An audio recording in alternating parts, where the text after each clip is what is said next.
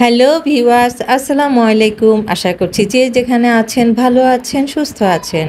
আল্লাহর অশেষ দয়া এবং কৃপায় আমরাও ভালো আছি।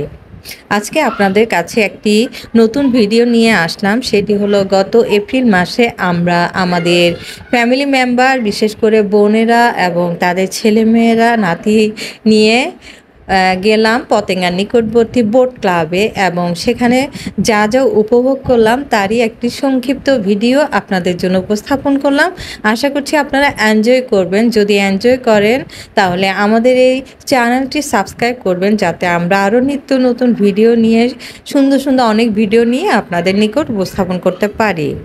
সো ভিউয়ার্স, দেরি না করে আমরা দেখি যে বোট ক্লাবে আমরা কি কি দেখলাম এবং কিভাবে এনজয় করলাম। আমরা ফ্যামিলির অনেকজন গিয়েছি, এর মধ্যে কিন্তু 4-5 জন শিশুও ছিল। তাই সময় বাঁচানোর জন্য সিএনজিতে না গিয়ে আমরা 2টি প্রাইভেট কার নিলাম।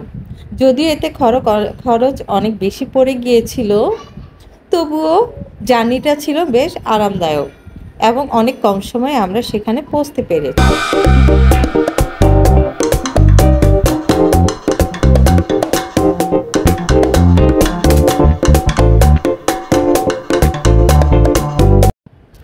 আর গরমটাও পড়ছিল সেই রকম। গুগল থেকে দেখলাম যে গরমের মাত্রা ছিল 29 ডিগ্রি সেলসিয়াস। সবাই ঘামছিলাম। যাই হোক, বোট ক্লাব পতেঙ্গার নিকটবর্তী।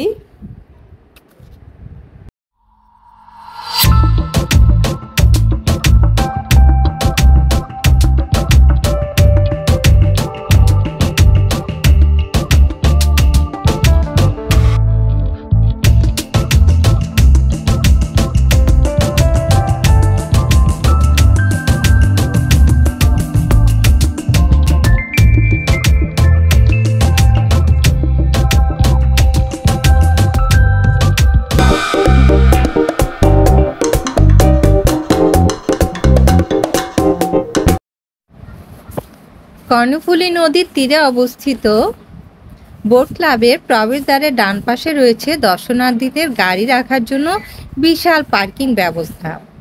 এই পার্কিংয়ে রয়েছে 1000 গাড়ি ধারণ ক্ষমতা। তবে গাড়ি রাখার জন্য আলাদা করে টাকা দিতে হয়।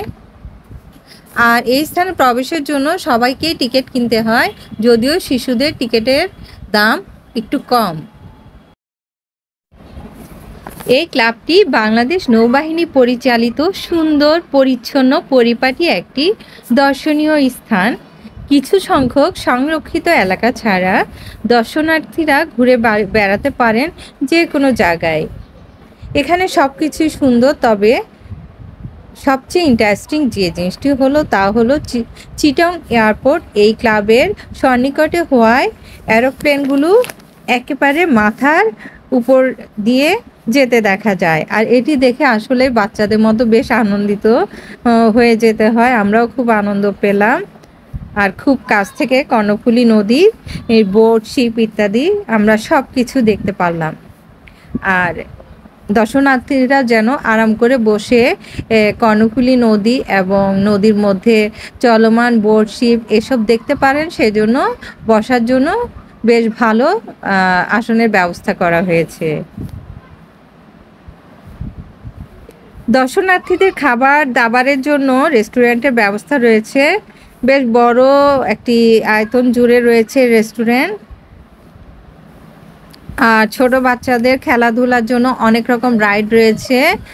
এত বিশাল জায়গা ঘুরে আসলে একটা সময় মনে হলো যে বেলা গড়িয়ে একেবারে সন্ধ্যা হতে চলেছে, সূর্যাস্ত হয়ে গেল, একটু একটু সন্ধ্যা হলো, ফেরার সময় হয়ে হলো।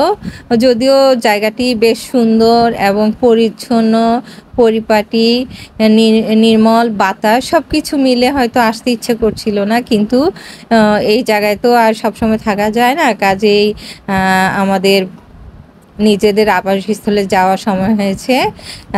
সবাইকে অনেক ধন্যবাদ, যারা অনেক ধৈর্য নিয়ে আমাদের এই ভিডিওটি দেখেছেন। আপনাদেরকে অনেক ধন্যবাদ এবং ভবিষ্যতে আমরা আরও নিত্য নতুন ভিডিও যেন উপস্থাপন করতে পারি, আপনাদেরকে উপহার দিতে পারি, যে সেজন্য আমাদেরকে দোয়া করবেন। আমরাও আপনাদের জন্য দোয়া করব।